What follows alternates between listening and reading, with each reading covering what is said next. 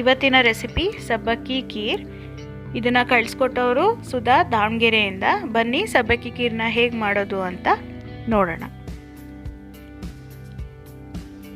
Welcome to ನಿಮ್ಮ recipe, ನಿಮ್ಮ cooking channel. So ಮೊದಲಿಗೆ ನಾವು ಸಬ್ಬಕ್ಕಿ ಖೀರ್ ಮಾಡೋಕ್ಕೆ ಡ್ರೈ ಫ್ರೂಟ್ಸ್ನ ನಾವು ತುಪ್ಪದಲ್ಲಿ ಹುರ್ಕೋತಾ ಇದ್ದೀನಿ.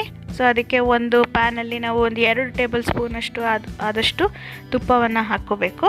ಸೊ ಇಲ್ಲಿ ನಾನು ಗೋಡಂಬಿ ಮತ್ತು ಬಾದಾಮಿನ ತೊಗೊಂಡಿದ್ದೀನಿ. ಸೊ ನಿಮ್ಗೆ ಯಾವುದು ಡ್ರೈ ಫ್ರೂಟ್ಸ್ ಇಷ್ಟ ಆಗುತ್ತೋ ಆ ಡ್ರೈ ಫ್ರೂಟ್ಸ್ನ ತೊಗೋಬೋದು.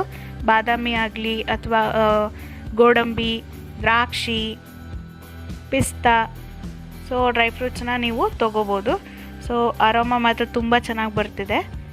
ತುಪ್ಪದಲ್ಲಿ ಹುರಿತಾ ಇದ್ದರೆ ಆ ಸ್ಮೆಲ್ ತುಂಬ ಚೆನ್ನಾಗಿರುತ್ತೆ.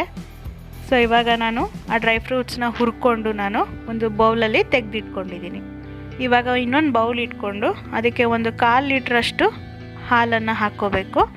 ಸೊ ಇದಕ್ಕೆ ನಾನು ಅಮೂಲ್ ಕಂಡೆನ್ಸ್ಡ್ ಮಿಲ್ಕ್ನ ಒಂದು 3 ಟೇಬಲ್ ಸ್ಪೂನಷ್ಟು ಹಾಕ್ಕೋತಾ ಇದ್ದೀನಿ.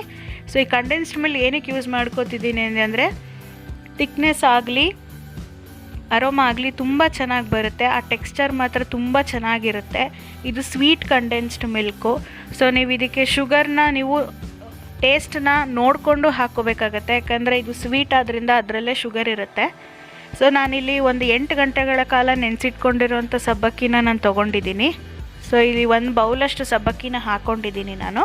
ಒಂದು 3 ನಿಮಿಷ ಸಬ್ಬಕ್ಕಿ ಬೇಯೋ ತನಕ ನೋಡ್ಕೋಬೇಕು. ತುಂಬ ಜನಕ್ಕೆ ಸಬ್ಬಕ್ಕಿನ ಹೇಗೆ ಮಾಡ್ತಾರೆ ಅನ್ನೋದೇ ಗೊತ್ತಿರಲ್ಲ. ಸೊ ಈ ಮರಗೆಣಸು ಅಂತ ಏನಂತಾರೆ ಅದರಿಂದ ಸಬ್ಬಕ್ಕಿನ ತಯಾರು ಮಾಡ್ತಾರೆ. ಸೊ ಸಬ್ಬಕ್ಕಿ ಇವಾಗ ಬೆಂದಿದೆ. ಸೊ ಇವಾಗ ನಾನು ಏನು ತುಪ್ಪದಲ್ಲಿ ಹುರ್ಕೊಂಡಿರೋ ಅಂಥ ಡ್ರೈ ಫ್ರೂಟ್ಸ್ನ ಇಲ್ಲಿ ಹಾಕೋತಾ ಇದ್ದೀನಿ. ಸೊ ತುಂಬ ಚೆನ್ನಾಗಿ ಬರ್ತಿದೆ ಅರೋಮಾ. ತಿಕ್ನೆಸ್ ನೋಡಿ, ತುಂಬ ಎಷ್ಟು ತಿಕ್ನೆಸ್ ಆಗಲಿ ತುಂಬ ಚೆನ್ನಾಗಿದೆ.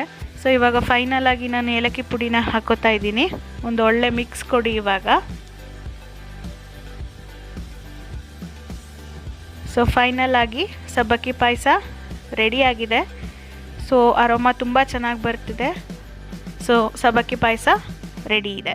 ಸೊ ಇದನ್ನು ಸುಧಾ ಅವರು ಕಳಿಸ್ಕೊಟ್ಟಿದ್ರು, ತುಂಬಾ ಚೆನ್ನಾಗಿ ಬಂದಿತ್ತು. ಸೊ ಇದೇ ಥರ ಸ್ಪೆಷಲ್ ರೆಸಿಪೀಸ್ ನಿಮ್ಮಲ್ಲಿ ಇದ್ದಲ್ಲಿ ನಮಗೆ ಕಮೆಂಟ್ ಮಾಡಿ, ನಾವು ನಿಮಗೆ ಕಾಲ್ ಮಾಡಿ ಪ್ರೊಸೀಜರ್ನ ತಿಳ್ಕೊಂಡು ನಿಮ್ಮ ರೆಸಿಪಿನ ನಮ್ಮ ಚಾನಲ್ನಲ್ಲಿ ಅಪ್ಲೋಡ್ ಮಾಡ್ತೀವಿ.